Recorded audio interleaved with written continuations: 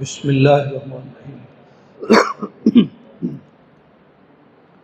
تلک الرسل فضلنا بعضهم علی بعض منهم من کلم اللہ ورفع بعضهم درجات وآتینا عیسی ابن مریم البینات۔ اللہ تبارک و تعالیٰ فرماتے ہیں یہ جو پیغمبر ہیں ان میں سے ہم نے بعض کو بعض پر فضیلت عطا کی ہے۔ کسی کے ساتھ اللہ نے کلام فرمایا، بعض کو درجات میں بلندی عطا فرمائی، اور ہم نے عیسیٰ ابن مریم کو واضح دلائل عطا فرمائے۔ اس آیت مبارکہ سے تیسرے پارے کا آغاز ہوتا ہے۔ اس آیت مبارکہ میں انبیاء کرام کے فضائل کا تذکرہ ہے، اور یہ بات بنیادی طور پر بتا دی گئی کہ انبیاء میں فضیلت ہوتی ہے۔ کسی کو اللہ نے کوئی فضیلت عطا فرمائی، کسی کو کوئی فضیلت عطا فرمائی، لیکن یہ بات ضرور قابل ذکر ہے کہ انبیاء کے جو فضائل ہیں ان میں ایک دوسرے کے ساتھ مقابلہ کر کے کسی کی فضیلت بڑھا کے کسی کی کم کر کے ذکر کرنا درست نہیں ہے، اس کی اجازت نہیں ہے۔ اللہ تعالیٰ نے فضائل عطا فرمائے ہیں، ہمارے لیے ضروری ہے کہ ہم ہر ایک کے فضائل کو قبول کریں، تسلیم کریں، مقابلہ نہ کریں، کسی کے لیے کمی کا اظہار نہ کریں۔ یہی وجہ ہے کہ ہمارے پیارے رسول صلی اللہ علیہ وسلم نے ایک موقع پر فرمایا کہ تم مجھے حضرت یونس پر فضیلت نہ دو،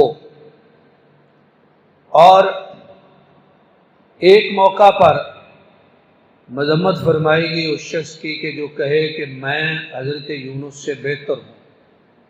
یہ کیوں ہے؟ اس لیے کہ مقابلتاً فضیلت درست نہیں ہے۔ البتہ جو فضائل ثابت ہیں انہیں بیان کیا جا سکتا ہے۔ رسول اکرم صلی اللہ علیہ وسلم نے ایک موقع پر فرمایا کہ اللہ نے مجھے 5 چیزیں ایسی عطا فرمائی ہیں جو مجھ سے پہلے کسی نبی اور رسول کو عطا نہیں فرمائی۔ یہ ایک اجمالی تذکرہ ہے فضیلت کا، مقابلتاً تذکرہ کرنا درست نہیں ہے۔ اگلی آیات میں ایک آیت مبارکہ ہے جو خاص فضیلت رکھتی ہے، اور نام ہے اس کا آیت الکرسی، کرسی والی آیت۔ کرسی کا لفظ عربی زبان کا ہے اور ہمارے ہاں بھی استعمال ہوتا ہے۔ اس کرسی سے مراد اللہ تبارک و تعالیٰ کی کرسی ہے جو اللہ کے عرش پر ہے، اور فرمایا واسع کرسیہ السماوات والارض، اللہ کی کرسی آسمانوں اور زمین پر وسیع ہے، ان سے بڑی ہے۔ اندازہ فرمائیے کہ زمین و آسمان کتنے بڑے ہیں، اور وہ کرسی ان سے بھی بڑی ہے، لہذا اللہ کی کرسی کی عظمت کا کیا اندازہ ہو سکتا ہے۔ ایک حدیث شریف میں آتا ہے کہ جو بندہ آیت الکرسی کو سونے سے پہلے پڑھتا ہے اللہ کی طرف سے اس کے لیے ایک حفاظت کنندہ مقرر ہو جاتا ہے۔ اور ترمذی شریف کی ایک حدیث میں ہے کہ جو بندہ فرض نماز کے بعد آیت الکرسی پڑھنے کو اپنی عادت بنا لیتا ہے، اس پر پابندی کرتا ہے، اس کے اور جنت کے درمیان موت کا فاصلہ، یعنی جیسے ہی اسے موت آئے گی فوراً اللہ کی جنت میں چلا جائے گا۔ اس لیے اس آیت مبارکہ کی خاص فضیلت ہے، اسے زبانی یاد کرنا چاہیے اور ان مواقع پر پڑھنا چاہیے جن مواقع کا خاص ذکر آیا ہے۔ اگلی آیات میں اللہ تبارک و تعالیٰ نے اپنے راستے میں خرچ کرنے کا تذکرہ فرمایا ہے، اور اس پر چند آیات مسلسل آئی ہیں۔ آغاز جس آیت مبارکہ سے ہوا اس میں خرچ کی مثال بیان فرمائی گئی۔ فرمایا مثال اللہ کی راہ میں خرچ کرنے کی اس طرح ہے جیسے ایک دانہ ہو اور اس سے 7 سکے اگتے ہیں، پھر ہر سکے میں 100 دانہ ہے۔ تو مطلب یہ ہے کہ ایک دانے سے 700 دانے بن گئے۔ اسی طرح اللہ تبارک و تعالی مثال کے طور پہ ہم سمجھتے ہیں کہ کوئی بندہ اللہ کی راہ میں 1 روپیہ خرچ کرے تو اللہ اس کو 700 کا اجر و ثواب دیں گے۔ اور ساتھ ہی فرمایا واللہ یضاعف لمن یشاء، اللہ جس کے لیے چاہے اس سے بھی زیادہ بڑھا دے۔ ایک مثال بیان فرمایا، ایک حدیث شریف میں آتا ہے کہ ابن آدم جب روز قیامت اپنے خرچ کا اجر دیکھے گا جو پہاڑوں کی طرح ہوگا تو کہے گا یا اللہ میں نے تو اتنا خرچ ہی نہیں کیا تھا۔ اللہ تبارک و تعالیٰ فرمائیں گے ہمیں پتہ ہے تم نے کتنا خرچ کیا تھا، تم نے جتنا بھی خرچ کیا ہم نے اسے قبول کر لیا اور ہم اس کے اجر کو بڑھاتے گئے، حتیٰ کہ یہ جو اجر دیکھ رہے ہو یہ تمہارے خرچ کا اجر ہے، سارے کا سارا ہم نے تیرے لیے یہ جمع کر دیا۔ اور ایک حدیث میں آتا ہے ان اللہ یربی صدقۃ احدکم کما یربی احدکم فلوہ، کسی کے ہاں جانوروں اس نے گھوڑے رکھے ہوں، ایک گھوڑی کا بچہ پیدا ہو جائے، فرمایا جس طرح انسان اسے پالتا پوستا ہے بڑا کرتا ہے اس طرح اللہ تعالیٰ تمہارے صدقات کو بڑھاتا ہے اور ان کی اللہ پرورش فرماتے ہیں۔ خرچ کے حوالے سے اگلی آیات میں کچھ آداب بیان فرمائے۔ ایک ادب یہ بیان فرمایا کہ ایمان والوں اپنے مال خرچ کر کے ریا کے ساتھ یا احسان جتلا کے ان کا اجر ضائع نہ کرو۔ پھر اس کی ایک مثال بیان فرمائی، فرمایا اس کی مثال ایسے ہے جیسے سفید پتھر ہو، اس پہ گرد و غبار پڑ جائے، پھر اس کے بعد زور کی بارش آئے وہ دوبارہ سفید اور صاف ہو جائے۔ تو جس طرح سفید پتھر پر جو گرد و غبار پڑا ہے وہ برقرار نہیں رہتا، پکا نہیں رہتا، بارش آنے سے دھل جاتا ہے، ختم ہو جاتا ہے۔ اسی طرح فرمایا جو بندہ ریاکاری کے طور پہ خرچ کرتا ہے اس کا اجر ثابت نہیں رہتا بلکہ ضائع ہو جاتا ہے۔ وہ سفید پتھر کی طرح صاف ہو جاتا ہے، ختم ہو جاتا ہے۔ یہاں یہ بات بھی فرمائی کہ خاص طور پہ جو شخص بڑھاپے کی عمر میں ہو اس کو چاہیے کہ اپنے خرچ کے ساتھ اللہ کی رضا طلب کرے، آخر عمر میں اپنے خرچ کو اور اپنی نیکیوں کو ضائع نہ کرے، اس لیے کہ عمر ختم ہو رہی ہے، دوبارہ نیکیوں کا موقع نہیں ملے گا، لہذا اپنے خرچ کو اس طرح انسان ضائع نہ کرے کہ وہ حالت محتاجی میں ہو اور دوبارہ نیکی نہ کر سکے۔ یہاں یہ بات بھی سمجھائی کہ خرچ کرتے ہوئے ان لوگوں کا خیال رکھیں کہ جو لوگ ضرورت مند ہیں لیکن سوال نہیں کرتے۔ فرمایا حدیث شریف میں فرمایا وہ بندہ حاجت مند اور فقیر نہیں جو 1 لقمہ 2 لقمہ 1 روٹی کے لیے در بدر پھرتا ہے۔ فرمایا اصل حاجت مند وہ ہے کہ جس کے پاس غنا نہیں ہے، گنجائش نہیں ہے اور وہ پھر بھی کسی سے مانگتا نہیں ہے۔ قرآن کہتا ہے للفقراء الذین احصروا فی سبیل اللہ، کچھ ایسے درویش ہیں جو اللہ کی راہ میں رکے ہوئے ہیں، مجاہدین ہیں یا طالب علم ہیں، اللہ کے دین کے لیے رکے ہوئے ہیں۔ حالت یہ ہے کہ یحسبهم الجاہل اغنیاء من التعفف، جاہل لوگ سمجھتے ہیں کہ ان مولویوں کے پاس بہت پیسہ ہے، یہ کسی سے مانگتے نہیں ہیں، دن رات پڑھنے پڑھانے میں مصروف ہیں۔ فرمایا ایسی جگہوں پہ خرچ کرو کہ جو حقدار ہیں اور تم سے سوال نہیں کرتے۔ اب خرچ کی یہاں جو بات آئی ہے، اس کے ساتھ ہی اللہ تعالیٰ نے یہ فرما دیا کہ اللہ تعالیٰ تمہارے صدقات کو بڑھاتا ہے اور اللہ سود کو مٹاتا ہے۔ یہ بات اس انداز میں آئی ہے کہ مدینہ جس کا پہلے نام یثرب تھا، وہاں پر جو یہودی آباد تھے وہ لوگوں کو سود پر پیسے دیتے تھے۔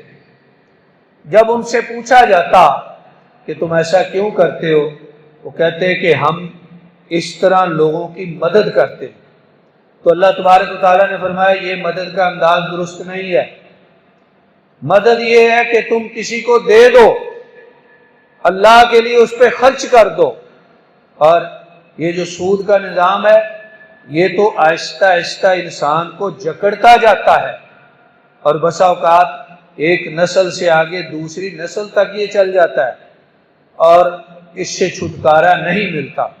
لہذا فرمایا اللہ تعالیٰ صدقات میں برکت دیتے ہیں اور اللہ سود کو مٹا دیتے ہیں۔ سود کھانے والا جس قدر بھی مالدار ہو اس کے مال میں برکت نہیں ہوتی، برکت مٹ جاتی ہے۔ اور قرآن پاک نے یہاں پہ یہ بھی واضح فرما دیا کہ ایمان والو سود کو چھوڑ دو، اور یہ بھی فرمایا کہ اگر تم سود کو نہیں چھوڑتے تو پھر سمجھو کہ تمہاری طرف سے اللہ اور اس کے رسول کے خلاف اعلان جنگ ہو گیا۔ سود خور، سود کھانے والا، کھلانے والا اور سود سے تعلق رکھنے والا گویا اللہ اور اس کے رسول سے اعلان جنگ کر رہا ہے۔ اس لیے ہمیں سود کے ہر قسم کے معاملات سے بچنا چاہیے اور سودی معیشت کی بجائے اسلامی معیشت کو اختیار کرنا چاہیے۔ یا چونکہ خرچ کے آداب تھے تو ساتھ ہی یہ احکام بھی بیان فرما دیے۔ یا اللہ تعالیٰ نے ان احکامات کے ساتھ مالی معاملات بھی ذکر فرما دیے۔ فرمایا کہ اگر تم کسی کے ساتھ کوئی لین دین کرتے ہو ایک مدت تک تو اسے لکھ لیا کرو، اس کی رسید بنائیں۔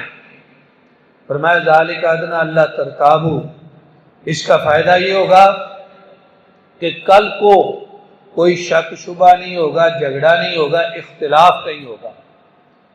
ہاں فرمایا اگر تمہارا لین دین ہاتھوں ہاتھ ہو اور تمہارا ایک دوسرے پر اعتماد ہو تو پھر تم اگر نہ بھی لکھو تو حرج نہیں ہے۔ جیسے ہم دکان پہ جاتے ہیں، سودا لیتے ہیں، ہاتھوں ہاتھ لین دین ہے، ہر سودے کی ہمیں رسید کی ضرورت نہیں ہوتی، لیکن جو سودا ایک مدت تک کے لیے ہو اللہ تعالیٰ فرماتے ہیں اگر اس کو لکھ لو تو تمہارے لیے بہتر ہے تاکہ تم شبہات سے بچ سکو۔ سورۃ مبارکہ کی آخری آیات میں اللہ تبارک و تعالیٰ نے اہل ایمان کی دعاؤں کا ذکر کیا ہے اور ان دعاؤں کی خاص تعلیم دی گئی ہے، اور ایک حدیث شریف میں آتا ہے کہ یہ جو سورہ بقرہ کی آخری آیات ہیں یہ اللہ تعالیٰ کے عرش کے نیچے خاص خزانہ ہے، وہاں سے عطا کی گئی۔ اور ایک حدیث شریف میں آتا ہے کہ ان جیسی آیات مجھ سے پہلے کسی نبی کو عطا نہیں کی گئی۔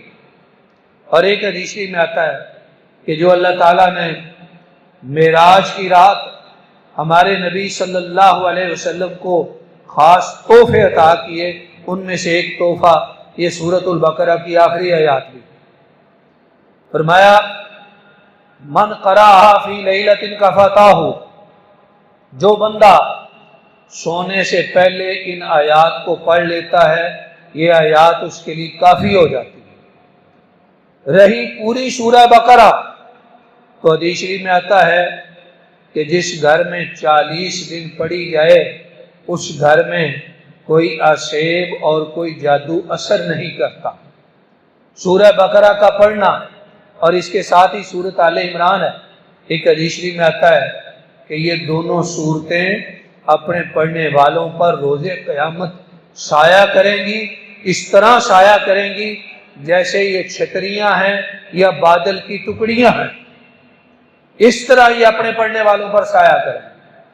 تو سورہ بقرہ کا اختتام ہوا، کچھ حصہ آج کی منزل میں سورہ آل عمران کا ہے۔ آل عمران کا مطلب ہے عمران کی آل۔ عمران اللہ کے ایک نیک بندے ہیں جن کی آل اولاد کا تذکرہ اس صورت میں آیا ہے۔ عمران کون ہے؟ حضرت مریم کے والد عمران۔ ان کی آل کون ہے؟ حضرت مریم اور حضرت مریم کے بیٹے حضرت عیسیٰ مسیح، یہ ہیں آل عمران۔ اللہ تعالیٰ نے آل عمران کا اس صورت میں تذکرہ فرمایا ہے، تو اس کا ایک خاص پس منظر ہے۔ جس طرح کی گزارش کی گئی کہ یثرب میں، مدینہ منورہ میں یہودی رہتے تھے، مدینہ سے جنوب میں ہے مکہ، اور مکہ سے مزید جنوب میں یعنی یمن کی طرف ایک علاقہ ہے، اس کا نام ہے نجران۔ وہاں پر کچھ عیسائی رہتے تھے، تو عیسائی علماء کا ایک وفد نبی کریم صلی اللہ علیہ وسلم کے پاس مدینے آ گیا۔ انہوں نے آ کے کئی معاملات پر بات چیت کی، حضرت مسیح کے حوالے سے اور اپنے دین کے حوالے سے۔ تو نبی کریم صلی اللہ علیہ وسلم نے انہیں حق بات سمجھائی، لیکن وہ حق کو قبول کرنے پر تیار نہیں تھے۔ آخر میں کیا ہوا اس کا تذکرہ پھر بعد میں آتا ہے انشاءاللہ۔ اس صورت مبارکہ میں اللہ تبارک و تعالیٰ نے شروع میں ایک بڑی جامع بات ارشاد فرمایا کائنات کے لوگوں، اللہ گواہی دیتا ہے کہ اس کے سوا کوئی الہ نہیں، اور فرشتے بھی گواہی دیتے ہیں اور علم والے بھی گواہی دیتے ہیں کہ اللہ انصاف کے ساتھ قائم ہے اور انصاف کو قائم کرنے والا۔ اس سے اندازہ فرمائیے کہ اہل علم کا مرتبہ اللہ نے کتنا بڑا بنایا۔ جس بات کی گواہی خود اللہ نے دی ہے اور فرشتوں نے دی ہے، اللہ نے فرمایا اس بات کی گواہی اہل علم نے بھی دی ہے۔ یہ گواہی کس کی ہے؟ یہ گواہی ہے اللہ کی ذات کے حوالے سے کہ اللہ کی ذات انصاف کے ساتھ قائم ہے۔ اس سے اہل علم کی فضیلت ثابت ہوتی ہے۔ پھر اگلی آیات میں آل عمران کا تذکرہ آ گیا، جیسا کہ میں نے گزارش کی۔ حضرت مریم کے والد کا نام ہے عمران اور والدہ کا نام ہے حنا، ہا نون، ہا باریک نون اور پھر ہا نون مشدد شد والا حنا۔ بیان کیا جاتا ہے کہ ان کی عمر بڑی ہو گئی تھی میاں بیوی کی، لیکن اولاد نہیں تھی۔ تو ایک دن اللہ تعالیٰ کے سامنے گڑ گڑا کے دعا کی کہ اللہ ہمیں نیک اولاد دے دے، جو بھی بچہ پیدا ہوگا، خاص طور پہ والدہ نے دعا کی، میں اسے اللہ تیرے گھر کی خدمت کے لیے وقف کر دوں گی۔ یہ دعا ہو گئی، اللہ تعالیٰ نے امید پیدا کر دی، اور اسی امید کے دوران یا ان کی ولادت کے بعد والد صاحب وفات پا گئے۔ جب پیدا ہوئی تو بیٹی تھی، کہا یا اللہ میں نے تو نظر مانی تھی کہ بیت المقدس کی خدمت کے لیے وقف کرنا ہے، یہ تو بیٹی ہے، میں نے اس کا نام مریم رکھ دیا ہے، اور میں اس کو اور اس کی اولاد کو شیطان مردود کی شرارتوں سے تیری پناہ میں دیتی ہوں۔ حدیث شریف میں آتا ہے کہ جو بھی بچہ پیدا ہوتا ہے دنیا میں، پیدا ہونے کے فوراً بعد شیطان اس کو ایک مکہ مارتا ہے، اس کی وجہ سے وہ بچہ روتا ہے۔ فرمایا سوائے حضرت مریم کے اور ان کے بیٹے یعنی مسیح کے کہ ان دونوں کو ان کی والدہ نے اللہ کی پناہ میں دے دیا تھا، اس لیے شیطان ان کو مار نہ سکا۔ جب یہ پیدا ہو گئی، بیت المقدس لے کے گئی والدہ۔ بیت المقدس کے جو خدام تھے، علماء تھے، انہیں کہا کہ میں بیٹی بیت المقدس کے لیے وقف کرنے کے لیے لے کے آئی۔ انہوں نے کہا کہ ہم آپ کی بیٹی کو کیسے رکھ لیں؟ پھر انہوں نے کچھ اشارات اور اپنی دعا اور خواب کی چند باتیں بتائیں اور بتایا کہ یہ اللہ تعالیٰ کا خاص عطیہ ہے، لہذا میں نے اسے ہی وقف کرنے کی نیت کر لی۔ انہوں نے اس کو قبول کر لیا۔ جب قبول کر لیا تو کہا جاتا ہے کہ جو عمران تھے وہ بھی بیت المقدس کے علماء میں سے تھے، لہذا بیت المقدس میں جو موجود علماء تھے ان کا اختلاف ہو گیا کہ اس بچی کی پرورش کا ذمہ دار کون ہوگا۔ ہر ایک چاہتا تھا کہ اس کی پرورش کا ذمہ دار میں بنوں، لہذا انہوں نے آپس میں ایک اصول طے کیا کہ نہر اردن کے کنارے، دریائے اردن کے کنارے پر چلے گئے۔ وہاں جا کے انہوں نے قلمیں ڈالی۔ اصول یہ طے کیا تھا کہ جس کی قلم پانی کے بہاؤ کے ساتھ چل جائے وہ کفالت کا حقدار نہیں، جس کی قلم الٹی جانب چلے وہ کفالت کا حقدار ہے۔ لہذا ان خدام میں حضرت زکریا بھی تھے، ان کی قلم الٹی جانب چل پڑی تو وہ کفالت کے حقدار بن گئے۔ اب انہوں نے مسجد کے ساتھ ہی ایک کمرہ بنا دیا، ایک بالا خانہ بنا دیا۔ وہ تھوڑا اونچا تھا، اس میں جانے کے لیے سیڑھی لگانی پڑتی تھی۔ وہاں انہوں نے حضرت مریم کو ٹھہرایا اور کبھی کبھی خود ہی جاتے، کھانا وغیرہ دے آتے، حال احوال معلوم کر لیتے۔ اللہ تعالیٰ کی خاص قدرت ہے۔ صاحب جلالین لکھتے ہیں کہ عام بچوں کی نسبت حضرت مریم جو ہیں وہ جلدی جوانی کی طرف آئی۔ ان کی پرورش اور جوانی عام بچوں کی نسبت جلدی ہوئی، جلدی سے وہ بڑی ہو گئی۔ اللہ تعالیٰ کی خاص رحمت تھی۔ لہذا ایک یہ چیز دیکھی اور ایک یہ چیز دیکھی کہ حضرت مریم کے پاس بے موسم پھل بھی آتے تھے۔ حضرت زکریا سوچتے ہیں کہ دروازہ تو بند ہوتا ہے اور سیڑھی بھی لگانی پڑتی ہے، دروازے پر تالے کا ذمہ دار میں ہوں، سیڑھی کا ذمہ دار میں ہوں، یہاں پھل کون دے جاتا ہے؟ پھر انہوں نے یقین کر لیا کہ یہ اللہ کی طرف سے ہے۔ اور بعض پھل بھی ایسے ہوتے کہ جن کا موسم نہیں ہوتا تھا، لہذا قرآن کہتا ہے کہ وہاں فوراً دعا کرنے لگے، اللہ اگر تو بے موسم پھل دے سکتا ہے تو تو بے موسم اولاد بھی دے سکتا ہے۔ اپنی عمر ہو گئی ایک کم 100 سال اور بیوی کی ان سے 1 سال کم عمر تھی۔ اپنی عمر 99 اور بیوی کی عمر 98۔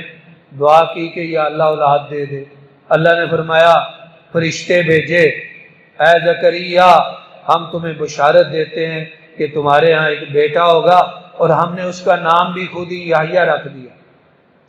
کہا یا اللہ کیسے ہوگا، عمر اتنی بڑی ہو گئی؟ فرمایا ہوگا۔ یا اللہ کوئی نشانی؟ فرمایا نشانی یہ ہے کہ تو لوگوں سے 3 دن بات نہیں کر سکے گا سوائے اشارے کے۔ لہذا 3 دن حضرت زکریا پہ ایسے گزرے، پھر اللہ نے انہیں بیٹا عطا کیا۔ بات کو مختصر کرتے ہیں، جو وفد آیا تھا عیسائی علماء کا، انہیں نبی کریم صلی اللہ علیہ وسلم نے یہ سارے واقعات سنائے۔ وہ کہتے تھے نہیں مسیح خدا ہے یا خدا کا بیٹا ہے یا خدا کا حصہ ہے۔ فرمایا تمہاری یہ بات درست نہیں، میں نے تمہیں مسیح کے بارے میں جو کچھ بتا دیا وہی حق ہے۔ وہ مان نہیں رہے تھے، تو نبی کریم صلی اللہ علیہ وسلم نے فرمایا آؤ پھر مبالغہ کر لو، میدان میں آ جاؤ، اپنی عورتوں اور بچوں کو لے آؤ، ہم بھی لے آتے ہیں، میدان میں آ کے دعا کرتے ہیں کہ جو سچا ہے اللہ اس کو قائم رکھے، اور جو جھوٹا ہے اللہ اس کو ہلاک کر دے۔ جب نبی کریم صلی اللہ علیہ وسلم نے ان کے علماء کے ساتھ یہ بات کی تو وہ ذرا الگ ہو گئے، الگ ہو کے آپس میں مشورہ کرنے لگے، کہنے لگے کہ تمہیں پتہ ہے یہ اللہ کا نبی سچا ہے اور اس کی باتیں بھی ساری سچی ہیں، لہذا اگر ہم نے یہ مبالغہ کیا جس کی وہ دعوت دے رہا ہے تو یقیناً ہم ہلاک ہو جائیں گے۔ اس لیے اب بہتری اس میں ہے کہ ہم انہیں کہتے ہیں کہ اگرچہ ہم آپ کی بات قبول نہیں کرتے لیکن ہم آپ کے ملک میں، آپ کے علاقے میں رہیں گے اور اس کے بدلے میں ہم آپ کو ٹیکس ادا کریں گے، جزیہ۔ جب انہوں نے نبی کریم صلی اللہ علیہ وسلم کے ساتھ آ کے یہ بات کی تو آپ نے ان کی اس بات کو قبول کر لیا اور انہیں جزیہ کی ادائیگی پر عرب میں رہنے کی اجازت دے دی۔ تو اس طرح صورت مبارکہ کا یہ حصہ حضرت مسیح اور حضرت مریم، حضرت زکریا اور یحییٰ کے کئی واقعات اور ان کی شخصیات پر مشتمل ہے۔ صورت مبارکہ کا یہ سلسلہ ابھی اگلے پارے تک جاری ہے۔ اس پارے کے آخر میں اللہ تبارک و تعالیٰ نے ایک بات ارشاد فرمایا کہ بندے کو چاہیے کہ اپنی زندگی میں توبہ کر لے، گناہوں سے معافی مانگ لے۔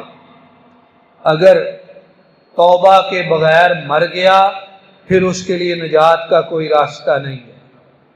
فرمایا جو بندہ کفر کی حالت میں مر جائے اس کے لیے نجات نہیں ہے۔ اور ترمذی شریف کے حدیث میں آتا ہے ان اللہ یقبل توبۃ العبد ما لم یغرغر، اللہ تعالیٰ بندے کی توبہ اس وقت تک قبول کرتے ہیں جب تک اس کی جان حلق میں نہ آ جائے۔ جب جان حلق میں آ جائے، مرنے لگے، پھر توبہ کرے تو فائدہ نہیں۔ قرآن کریم پارے کی آخری آیت میں فرماتا ہے کہ جو لوگ کفر کی حالت میں مر گئے، اگر وہ زمین بھر کے سونا اپنی جان بچانے کے لیے بطور فدیہ قیامت والے دن دیں تو قبول نہیں کیا جائے گا۔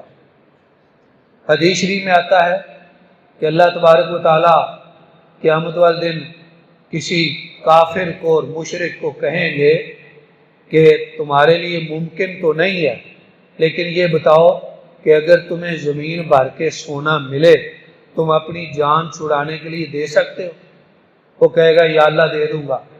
تو اللہ تبارک و تعالیٰ فرمائیں گے اے ابن آدم یہ تو ہونے سے رہا، میں نے تجھ سے اس سے آسان بات مانگی تھی، ابھی تو پیدا بھی نہیں ہوا تھا، جب عالم ارواح تھا میں نے وہیں پہ تمہیں یہ بات سمجھا دی تھی، تجھ سے وعدہ لے لیا تھا اور تجھ سے یہ بات میں نے طلب کی تھی کہ میرے ساتھ کسی کو شریک نہ ٹھہرانا، میں تجھے بخش دوں گا۔ تو شرک کر کے، کفر کر کے دنیا سے آیا ہے، اس حالت میں تجھے موت آئی ہے، اب تیرے لیے چھٹکارے کی کوئی صورت نہیں، اگر زمین بھر کے سونا بھی دے دے تو تجھے چھوڑا نہیں جائے گا۔ اس آیت مبارکہ کے ساتھ ہی تیسرے پارے کا اختتام ہوا۔ انشاءاللہ العزیز چوتھے پارے کے مضامین کے بیان کے ساتھ آئندہ گفتگو میں حاضری ہوگی۔ اللہ تعالیٰ سے دعا ہے اللہ تعالیٰ ہمیں اپنی پاک کتاب کو سمجھنے اور اس پر عمل کرنے کی توفیق عطا فرمائے، آمین۔ وآخر دعوانا ان الحمد للہ رب العالمین۔